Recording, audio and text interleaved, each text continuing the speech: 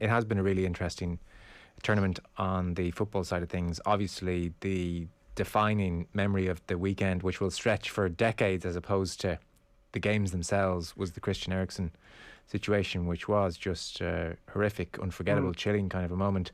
I was saying to the fellas on the news round that I was driving home. I was thinking, well, I'll get home for the evening game, and there were some GAA matches I needed to watch, and there was definitely an evening of double screening ahead. And then a friend rang me, I was in the car, rang me, who was obviously watching the Denmark game, and told me what was happening, just to see was I watching it as well. And I promptly turned on TalkSport, where David Connolly was on CoCom, actually. I'm not sure the commentator's name, but David Connolly was alongside him, and it was quite chilling to listen to the way they were describing things in the car. And then they went back to the studio afterwards, because there's only so long you can keep talking about this, you know. And genuinely, the way the studio were talking, it was as if Eriksen had died. You know, that was my sense in the car, that Christian Eriksen had died, and they were hoping against hope, and Muamba's heart had stopped for 78 minutes, so maybe there's a chance. And they clearly hadn't seen the photo of Eriksen having regained consciousness leaving the pitch, so they were talking about the white sheets which went up and the players standing around, images I saw later on, but even it was kind of, it's funny, your brain does makes different connections which aren't necessarily correct, in that when they talked about like the white screens going up, I immediately thought of horse racing, and those screens go up in horse racing for only one reason. Now in Eriksen's case, it wasn't the reason they go up in racing, it was just for privacy as much as it was to help do what the players were already doing with their bodies. But this was, all of these images in your head, and then I guess I watched it back afterwards, and there was something just so frightening about the way the ball bounced off his knee when he was already out of control of his body and collapses and open-eyed. And I'm actually kind of pleased I only saw the images after I knew he was okay, because I don't know what your experience of it was, but to see him collapse and his eyes open and look effectively lifeless would have been very strange to kind of digest in real time. It was weird enough to listen to the radio commentary, let alone almost look at it. Yeah. Oh, listen, I mean, it was definitely haunting. I mean, it was bizarre. I was on the couch watching the game, but as you do now, you're sort of fast forwarding and sort of rewinding a bit, and I sort of just looked away, and they were talking about a player being down injured, and I actually rewinded back, presuming that it was like a bad tackle or like one of these ones where someone's gone over with a cruciate type injury or something.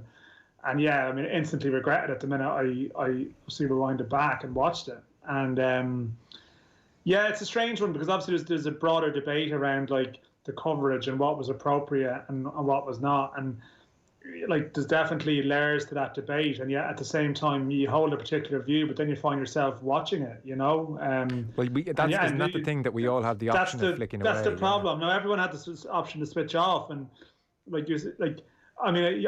just actually couldn't believe what was happening, that you were seeing some of it. Like, it brought home the seriousness of it when you actually saw the compressions as such, that this was actually happening. And I know you're right, like, of course you could have turned it off, and and it's strange. It's funny you talk about the TalkSport thing as well. Like, it's funny, actually, with the racing thing. I mean, funny enough, in racing now, they probably put those screens around jockeys too. It is a privacy thing to some degree. They've actually increasingly in recent years just doing it more than maybe they would have at a different time. But sorry, like I don't know, like clearly I flicked onto Sky Sports News at one point then, when all the stations had cut their broadcast, and I don't know who the Sky Sports presenter was, but said something along the lines of, we hope we're not going to be bringing you the news that we expect to be bringing you. It was sort of like unbelievable phrase. And again, listen, people are under pressure and not just able to articulate it, but you find yourself preparing yourself for the worst, I have to say. And I would have been in touch with a couple of people, and I would have known someone who would have like collapsed playing football and passed away. And it's Carl O'Malley, a journalist who passed away a couple of years back, playing Astro, who would be very well known to sort of a lot of people in my world. And I would have been pally with Carl, and certainly there would have been a few messages could have gone back and forth from people who would have known that, and instantly it sort of brought that back and made it feel very real, particularly just the description of like the that stumble and that sort of haunting feeling, and it really does just like bring it home, because obviously in that case it was someone with sort of a young family, and then you're just sort of, you couldn't help but being a bit distressed and quite emotional about the whole thing, really, that like you're there, and yet you're just sitting on your couch like watching it, like, and there's a guilt actually that kicks in for, well, I'm just sitting here watching this, and like this is someone's life playing out in front of us here, and yet there's a part of you, the news person, that's sort of flicking around for updates and stuff. It was strange, and I think television had that dilemma as well. Like, there is a duty to show what's happening. There is a duty to cover an event, and yet at the same time, and I guess I want to ask you about this because you watched it in full. I haven't watched it in real time. I haven't gone back to watch the 15 minutes or however long it was that they stayed on the pictures before coming back to studio. I've just, I've seen videos on kind of Twitter and that kind of stuff. But there is like this duty to cover what's happening. It does seem like some of the pictures were intrusive, like maybe the thing to do, like BBC's logic, BBC's official line is, well, we don't pull away until the game has been suspended. So if the game is still on, then we are duty bound to cover the game. And obviously they don't have control over the images. So they're at the behest and the whims of the director, who has since come out and defended himself in L'Équipe and said there was nothing salacious about what he was doing, and it was all done in good faith, and tried to be as tactful as possible while still covering it. Now, there's definitely an argument that at a certain point those pictures should have just gone to that wide picture of the full pitch, and you could see the ring of bodies in the far corner and not much more besides. That might have been better, and maybe a few cutaways of fans upset or whatever, or maybe the manager on the sideline, but no need to go in around, I guess, effectively what was a man dying, because that's what we all thought was happening. So could you give me a sense of the pictures, like how intrusive was it? I know his partner Sabrina came on the pitch and she was like inconsolable and panicked and horrified, as you can imagine. So I've heard like it was crazy, they cut to her. So for instance, on her, how salacious were the shots of her being upset? Like did they keep going to her and like zoom in on her, and like were they zooming in on Eriksen's legs, and were they trying to get every bit of almost information possible, or how tasteful or otherwise was it, Dan? Well, in what I saw, it was like, see, I'd love to know sort of how it all played out, because like I must say a very strange aspect to this as well, which wouldn't have been the case in other Euros. But like a lot of the people who were commentating were doing it off tube, as in they weren't in the stadium because of COVID. So like that was a bit. So normally, like in those situations, the commentator or the co-commentator that's there, they're seeing stuff happening in front of you, and they're able to tell you what's happening, even if you're not seeing it on screen.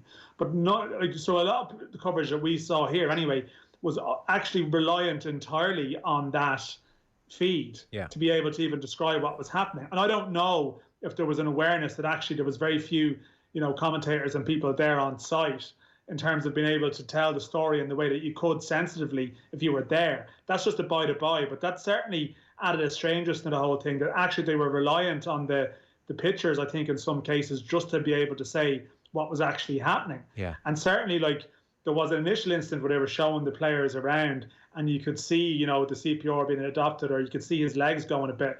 And I just, I was just instantly going, whoa, like this is really happening here, And you could did they stay in that long, like the image of the legs going? No, they flicked away from it pretty quickly. And a part of me just thought, well, maybe that they just weren't expecting, they weren't actually expecting this. But then they did go back to it again, which again is probably then less forgivable. I think the first time I could think, well, you're trying to do a bit of see what's happening, convey what's happening. But then when you saw the seriousness of that, it was like, well, I mean, listen, maybe to other people it was pretty obvious what was happening all along, but certainly from my perspective, the side of the pitch thing, I mean, I didn't know it was his wife. You were led to, like, because the commentators weren't in a position to say who it even was, because they didn't know, but the assumption was that's who it was. And again, they were going to shots of like people on the sideline watching on, and this was a sideline thing that happened. Can you believe it was an innocent mistake? That she was shown. Does part of you think they can understand maybe why initially they showed something, but then when you realise what it is, you flick away? Like maybe, like sometimes. And did they repeatedly go to her? Like they went back to it once more. I think I think it was once more from what I recall. Like, and see, so again, I don't know. Like sometimes you have this big like UEFA feed that is just on the whole time. and the broadcasters can cut away from it or not, and they're just showing sort of, they're pumping out footage the whole time. Because I saw someone suggesting online, I can't verify this, that Danish TV might have cut away from it quite quickly, but we're probably operating off some international feed, here of some description. And again, so it's not as if BBC have the control to go back to studio, but they don't, and RTE similarly, but they don't actually have control, obviously, of the cameras and what's shown. No. They're operating off this centralized thing. And again, because a lot of people haven't been able to send people to travel, they're possibly even more reliant on the whim of like one director and what they do. Mm-hmm. So I'm a bit torn on it, because I think it's in, I'm trying to think of the Mwamba case and others of that nature, where certainly like you would see a lot of what was going on the sideline and people's reactions and what they were saying. And I suppose when Schmeichel and Kjær went to address this person who you didn't know who it was until it became obvious who it was, again, I could sort of understand why it maybe happens once, but I can't understand really how it happens more than once, and it did happen more than once, and that would sort of be the same with the shots. And I think I've heard you say it, like the wide angle or whatever. Yeah. Like it was difficult. It was a tough one for all concerned, I would say. Because I think I heard you say in the paper review yesterday, or someone at the point in the paper review yesterday, like the photos of the human wall of players and all of that is probably one of the most powerful images of the tournament. And the thing is, at these times, without being just on media defending media, it can't be that. But like, these moments of history, like they are chronicled, as uncomfortable as it might be, by the camera's still rolling and the photographer is still taking photographs sometimes. Yeah. And like, obviously you apply taste in terms of what you put out and what you actually broadcast and what you send through your wires to your the various sort of like it was a Getty image that actually cleared this up for a lot of people eventually. They were able to clear that up because they were trying to take the picture of the stretcher coming off the pitch. That stretcher off the pitch could have revealed something completely different. Well, that's a great point. Totally. The lenses were trained on it in the first place because that's someone's job in that place, as uncomfortable as that might be. Yeah, they are there to document what's happening. Like they're doing a job, So yes. I have a lot of sympathy for all concerned. I think must have been a shocking situation for them to find themselves in. Like this director is getting persecuted by the world now. He was doing his best. He was not expecting to be documenting the death of a man potentially in front of him. No. I do think the protocol, though, on the back of this should be wide shot, because it's important to give the world a sense of what's going on, but there's no need to show legs moving or CPR being administered when potentially the loss of life is happening.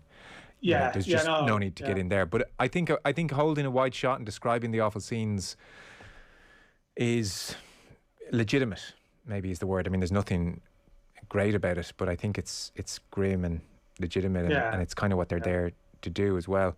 On the match being replayed then, so it seems he was able to FaceTime his teammates from the hospital. I mean, it's amazing how quickly you recover. And on the defibrillator point, plenty of people have pointed out the importance of defibrillators. I was just reading the stats there. So if this was to happen to a person without defibrillators nearby, their chances of survival, cardiac arrest that is, are 7%.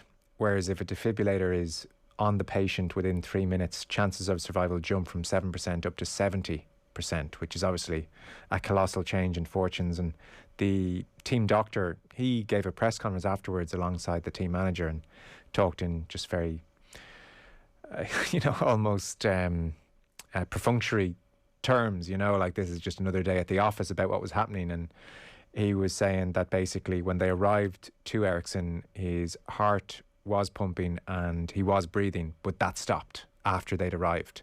And then they put the defibrillator on him. And he said in one defib, he came back, which is very good. Doesn't happen that quickly, usually. So that was his version of events. So he leaves, he's conscious, he FaceTimes them.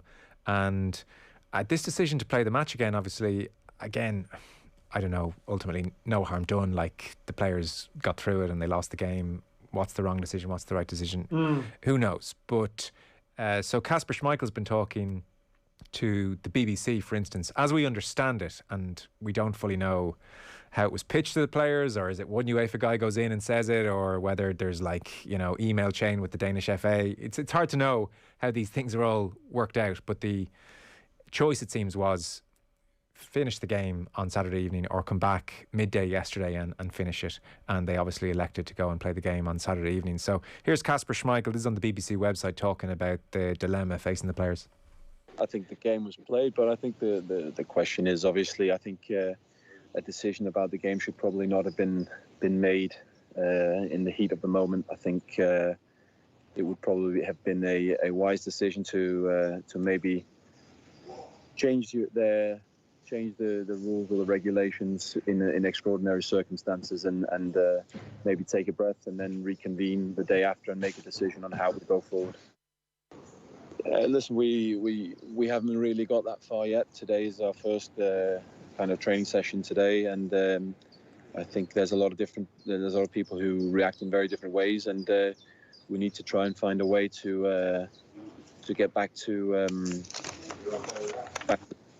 normality. But I think the real important thing for us is that we know that Christian's okay, and from there on, we've talked a lot about the spirit that we have in this team, and to be able to fight the way that we've done, that would be possible without us knowing that Christian was okay. So for us, it's about trying to get together now and just give everything we have, give our best. If it's enough, it's enough. If not, then I mean we can look each other in the eyes, and we can honestly say that we've given and done everything that we could.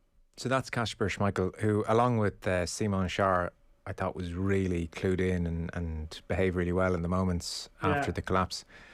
Like, it seems the manager said he left it up to the players, the Danish manager that is, and they very much wanted to play lesser of two evils. Like, none of them thought that they'd have a great night's sleep, I suppose, or that they'd relish playing the next day. And there was almost a degree of, let's get this over with, let's go do it, I think is the gist of what he said. I mean, I certainly don't think the players should have had the choice. I think it should have been taken out of their hands. I felt it at the time. I feel it more strongly now. And we talked to Philip O'Connor, journalist who was at the game, Irish journalist for Reuters yesterday. And, you know, he said that Simon Schär requested to come off. And that does not happen very often. He's the captain of the side. He's fit. And he was utterly drained. And we've all gone through something kind of traumatic or had a shock. And I think, you know yourself, an hour or two afterwards, it can hit you and you are drained. You're suddenly worn out by the whole thing, and the adrenaline is worn off a touch. And I suspect Schär was in that space. I think Delaney came off as well. Again, very fit player, wouldn't usually come off. I just think, in short, Dan, someone experienced and disassociated from the whole thing, not connected to the Danes, not connected to Eriksen, not Finland. So in effect, UEFA is who I'm talking about here. UEFA should have stepped in and said very simply, we're going to hit pause on this. We want you to go back to your hotels, get some food, get a shower. If you want to get some counsellors in to talk about this, do reassure yourselves even further that Christian Eriksen is doing well. Try and get a bit of sleep and come back tomorrow midday, and at least you'll be in better shape, probably, there are no guarantees, but probably than you will be an hour and 45 of sitting around in your sweaty gear and still just shook by the whole thing and struggling to process the whole thing, and is borne out by the fact that Schär didn't finish the game.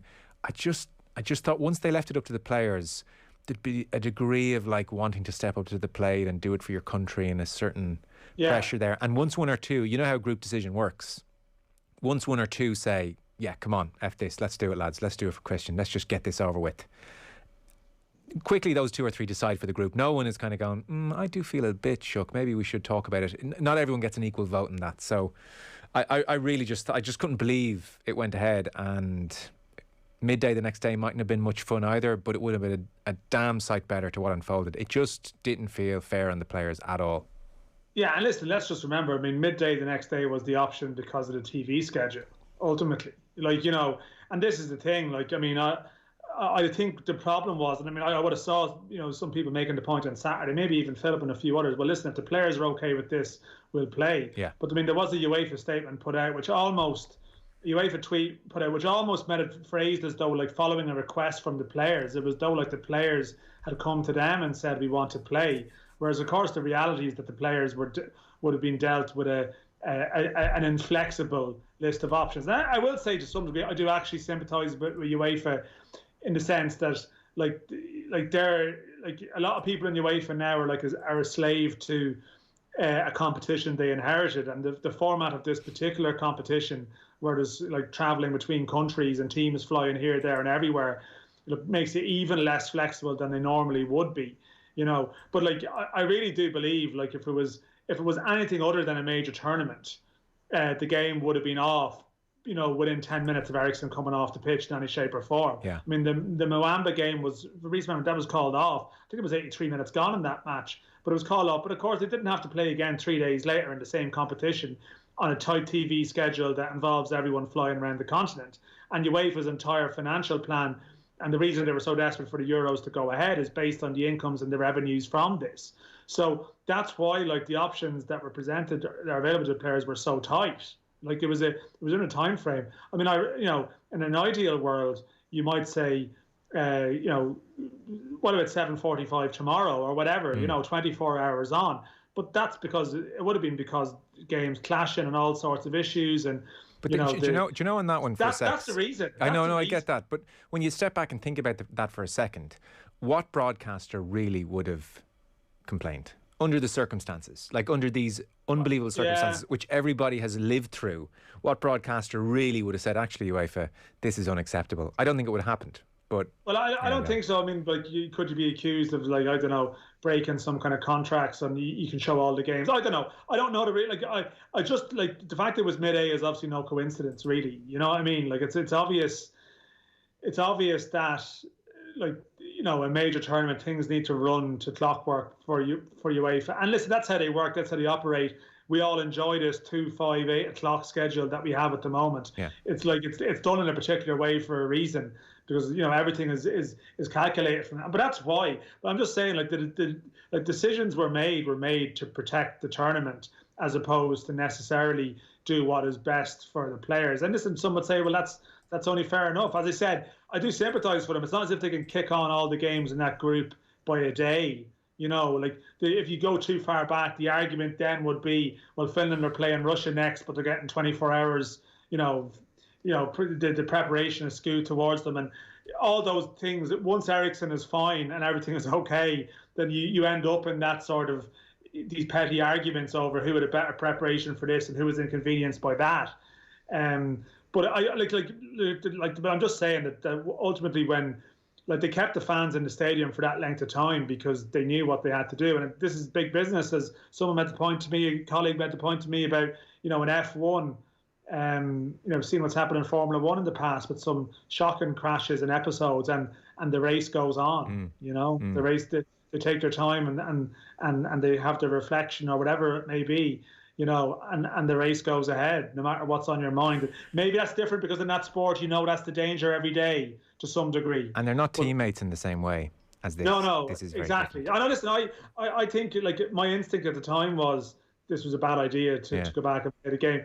But it's not surprising that the flexibility was very limited in what was available. Limited flexibility, but I think midday the next day is better ultimately. I mean, that'd be my perspective. Anyway, we can go around in circles here. I understand what you're saying. I understand about TV deals and everything, but I just think step in and say, none of you are really thinking that straight at the moment.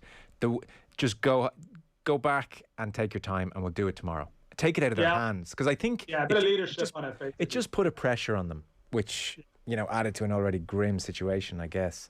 And if Eriksen's in that position as well, of course, you can understand human nature as is for people to say, go and play the game. Yeah. Don't stop on my account. It's completely understandable why they took the decision they did. But as you said, it shouldn't have been their decision, probably. Probably not. Anyway, look, in a way, no harm done. They played the game, they lost it, and it's just football. Be interesting to see where they are now for the rest of the tournament. Like, will they be shot completely, or can they come back? Schmeichel said they don't really know, so... I think everybody will be kind of hoping Denmark rally, won't they? They'll be. We're now rooting for our old friends, the Danes. Everybody's second team. Yeah. So that was the Eriksen situation. Thankfully, he's okay and on the mend, and hopefully he can continue with his footballing career. They're trying to get to the bottom of what happened. We'll take a very short break. I do want to talk to you about the football of the last few days, obviously. So 70 minutes gone, 0-0 between Spain and Sweden. Football on off the ball is with Paddy Power's Save Our Game, donating 10k to Irish football for every goal England score at the Euros. For information on responsible gambling, visit gamblingcare.ie. Back with Dan McDonnell in 1 sec. Football on off the ball with Paddy Power's Save Our Game. England's goals total 10k so far for Irish football. Gamble responsibly. Gamblingcare.ie. You're welcome, Max. Spain still in control against Sweden, 74 minutes on the clock. It's now getting to that stage of a game where all their dominance and the sense that a goal would come is probably turning into a sense of anxiety. And is this goal going to come? So Sweden now can see the end line and will dig in. So let's see what Spain can come up with. 15 minutes to go there, still 0-0. Dan McDonnell of the Irish Independent still with us. Nathan Murphy is along for the ride. How you doing? All right, lads.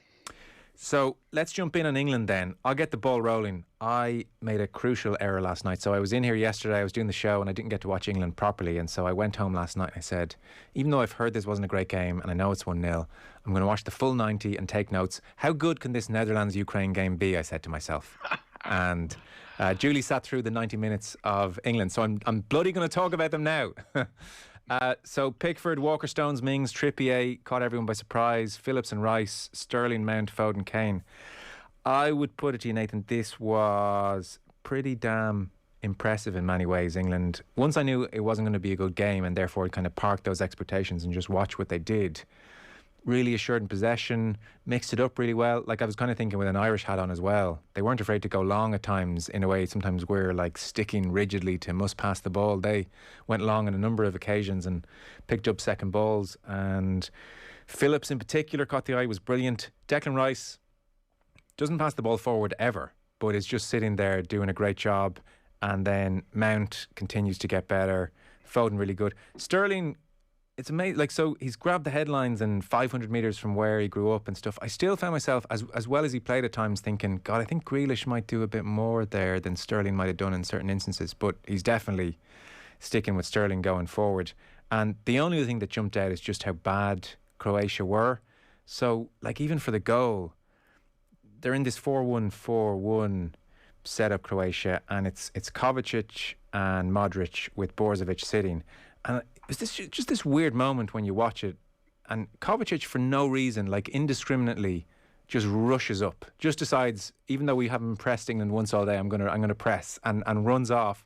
And Phillips almost finds himself like goal side of Kovacic and thinking, this is odd, and just almost runs into the space because it's almost like the space was so open for him that he just sort of had to go into it and found himself in possession. And suddenly there's Raheem Sterling, and Brozovic hasn't noticed Sterling running through this massive gap suddenly, and there's the goal, and you're thinking that was an absolute gift on Croatia's part. So England will face tougher tests, but like first day out in the heat, all the pressure, the booing, picking the right team, I thought, you know, that was, in fairness, pretty impressive on Southgate's part. Yeah, you took your notes and you got them all out there, Joe, so it was well worth your while. I think Southgate basically set up with 5 defensive-minded players and was willing then to let the other 5 go, which is why you didn't see Declan Rice pass the ball forward. You rarely saw the fullbacks get forward, even when there was an opportunity, which is probably why he chose Trippier ahead of Shaw and Chilwell, that actually he was happy to keep it quite tight at the back. You rarely saw the England centre-halves stepping forward. You rarely saw John Stones step forward in the way he would at Manchester City. And it was the freedom that suddenly was given to Calvin Phillips, which we've never seen at Leeds because he plays such a specific role for Marcelo Bielsa in a 4-1-4-1 that it was a bit of a surprise to see he was the one making these marauding runs forward and finding lots of gaps. And you're right, they did play it long, particularly in the first half. They were at their most effective when they were playing balls in and down the channels. Phil Foden looked really impressive at times before fading out of it. And it was a good, solid game plan. It was probably, and maybe the heat was a factor, up until this Spain-Sweden game, arguably the dullest game of the tournament. But it felt like a very professional performance in that they were in complete control throughout the game.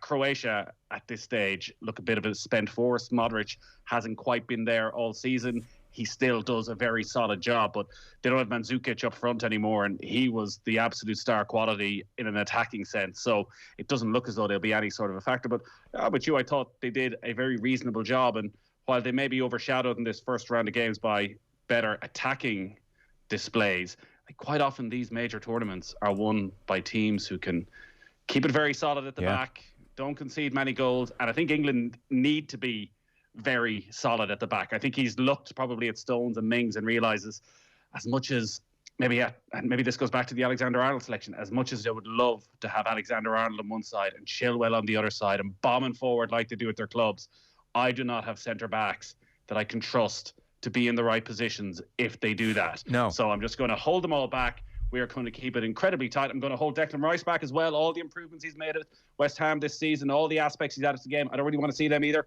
I want him to be my holding guy. And then I'm going to trust that somebody in every game is going to produce a moment of magic. I would disagree on Sterling. I think, does Jack Grealish get into that position that Raheem Sterling did for the goal? Does he make that sort of run in advance? You can't say he wouldn't. Look, Sterling had a good game, especially in the first 20 minutes. There was a really good bit of interplay, him and Mount left-hand side, and he almost got in courtesy of Kane. And they definitely have some pre-planned training moves from throw-ins, actually, because Sterling obviously set up the Foden shot off the crossbar, Trippier threw the ball. Like, Mount had just run out of the space. It just felt a bit choreographed. And there was also a volley he had over the bar from a throw-in as well, Sterling. So, look, he was busy and lively. I guess I'm a huge Grealish fan, and I really think like he could make hay at this tournament. There was that moment where it cut to Grealish warming up shortly before Sterling scored the goal. Like, definitely Southgate was thinking he's gone out of a bit Sterling. But look, to say he didn't have a good game is outrageously harsh. I just think God Grealish in there.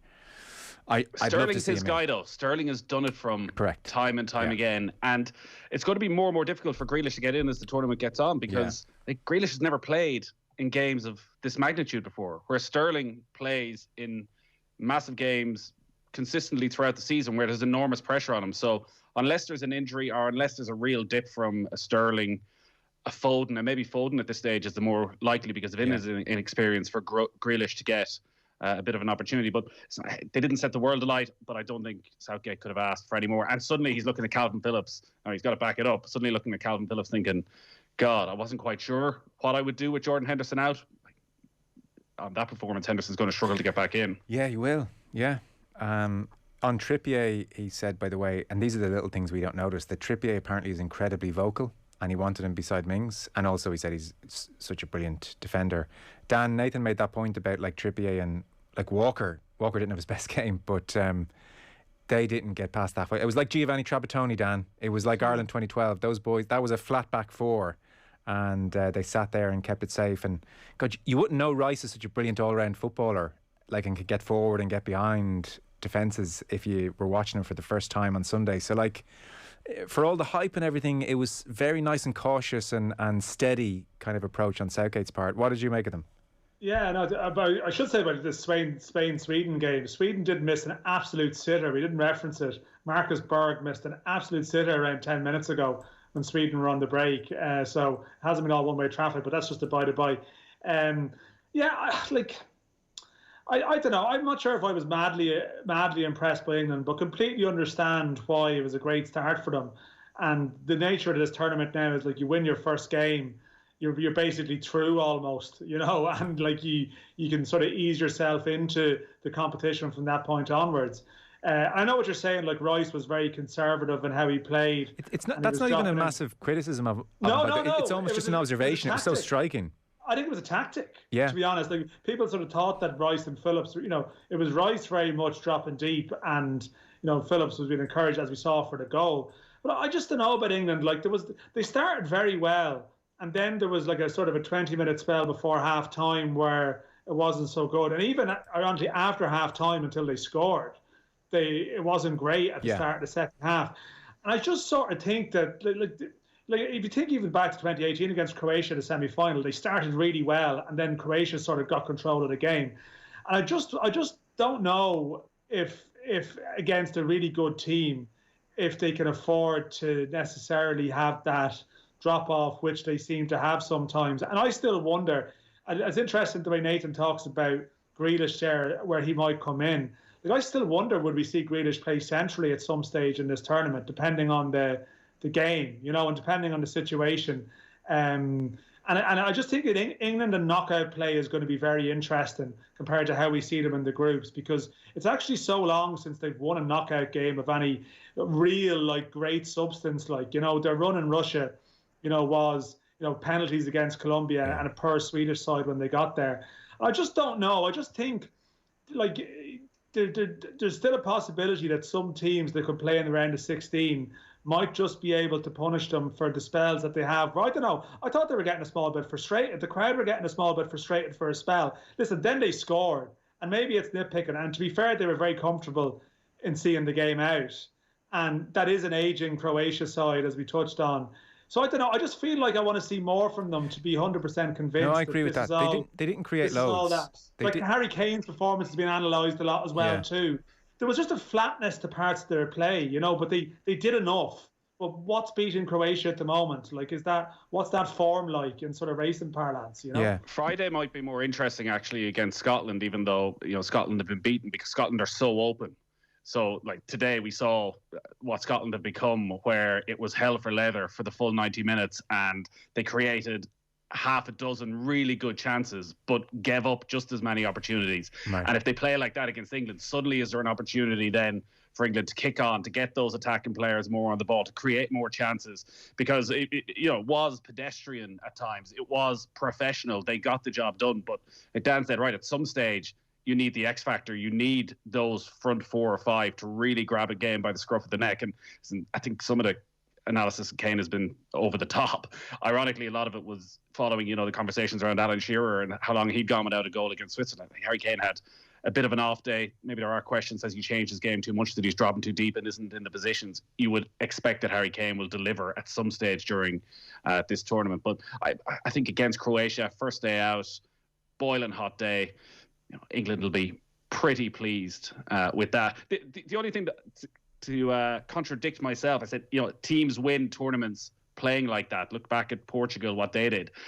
But this tournament hasn't started like a lot of those recent tournaments. Like, there's been a lot of good quality attacking play, actually. Teams are playing more what we've seen from club football. They are getting men forward. They're creating a lot of opportunities. So maybe it is a different type of tournament, and those teams that are playing a riskier, more attacking style of play will be rewarded. On Kane, so the Euro 2020 show, 11 a.m.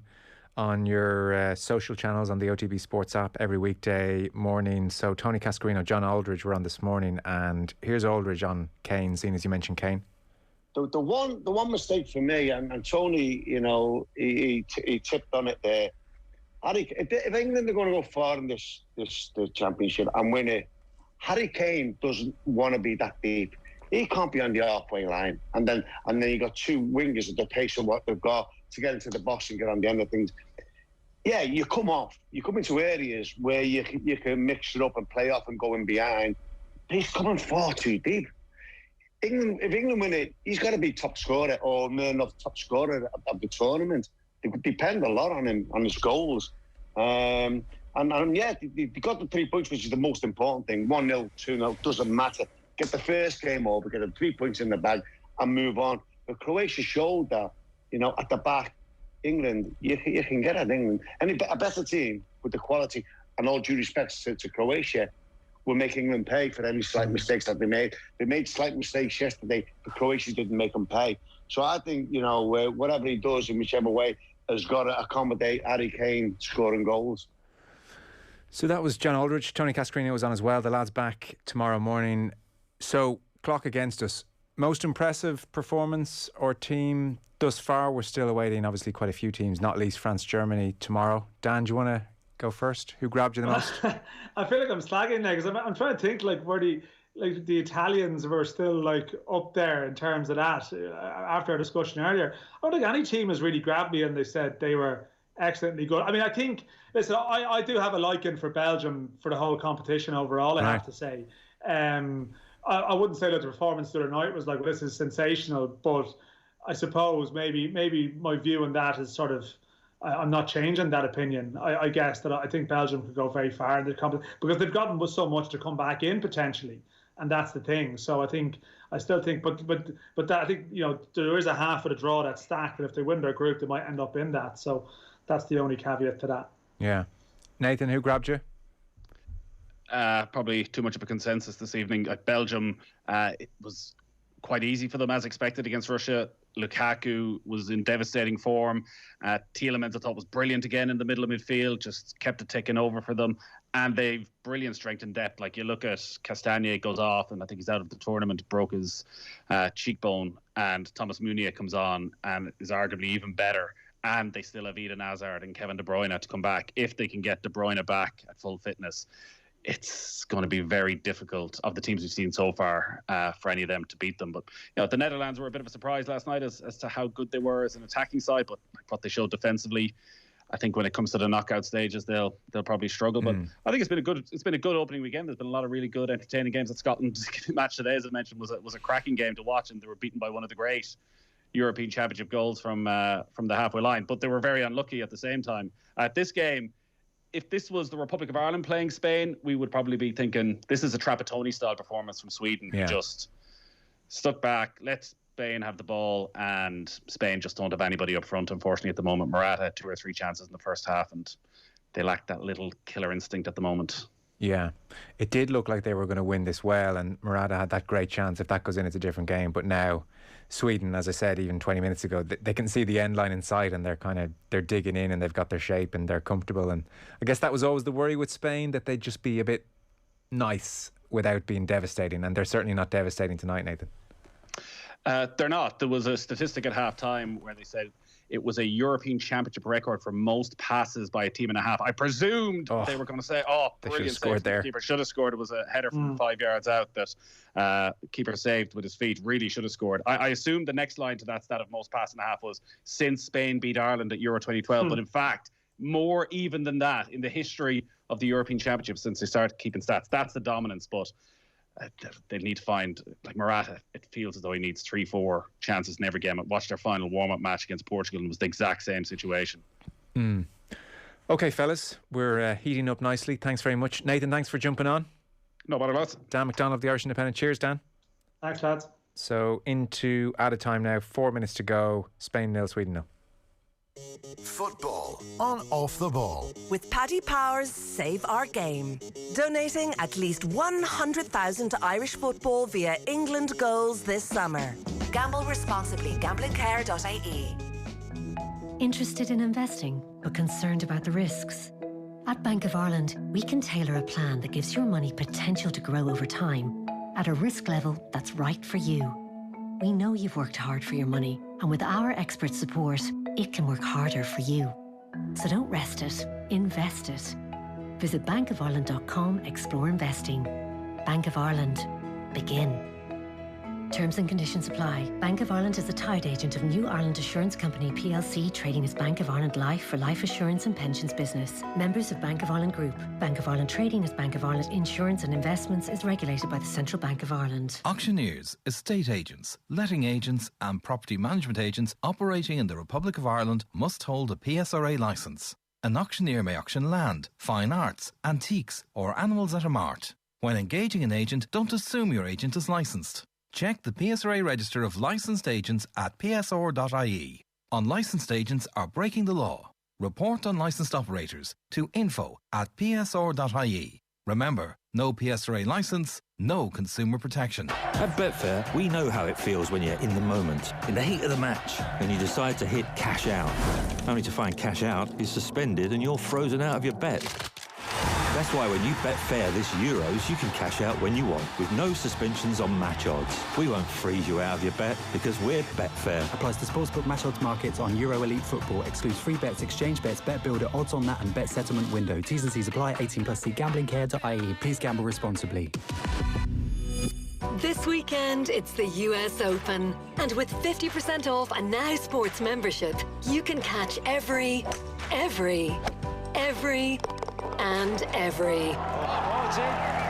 Watch all 4 days of the US Open live with 50% off a Now Sports membership for 6 months. It's your sport on your terms. Join in at nowtv.com. 18+, new customers only. Offer ends 30th of June. Standard pricing after 6 months. Invisible Threads, a Go Loud original. As we celebrate the 6th anniversary of marriage equality, Invisible Threads meets older members of the LGBTQ community. who reflect on their journeys and tell their stories. From shame and isolation to conversion therapy. From living with fear to coming out as an older person. Join me, James O'Hagan, for this powerful 8-part series, winner of the first Go Loud Podship. Subscribe to this podcast for free on the Go Loud app. Football on Off the Ball. With Paddy Power's Save Our Game. England's goals total 10k so far for Irish football. Gamble responsibly. Gamblingcare.ie. Okay, well, if Spain are going to win, they've about 3 minutes to do it. 6 minutes at a time in that game. 3 of them have elapsed, still 0-0. Spain have definitely had their chances. Sweden have had a chance or two as well, but Spain have dominated the game without taking those chances. So we'll see how that goes over the next 2-3 minutes. We're pretty much done here. The lads are back tomorrow morning, 7:30 OTB AM. They have Robbie Henshaw on the show, maybe the informed Irish player of the last year, so it'll be good to hear from him. They have Daniel Harris talking Portugal, Spain and England, and then Julien Loren, French football writer, ahead of France against Germany tomorrow evening, which we'll preview as well with Philippe Auclair. Always good to have Philippe on the show. So Philippe will join us ahead of kick-off between France and Germany.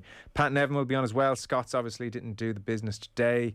And then Alison Rudd from The Times over in London will join us as well. So busy show tomorrow. We've got Tom Dunn on the way next. Good luck.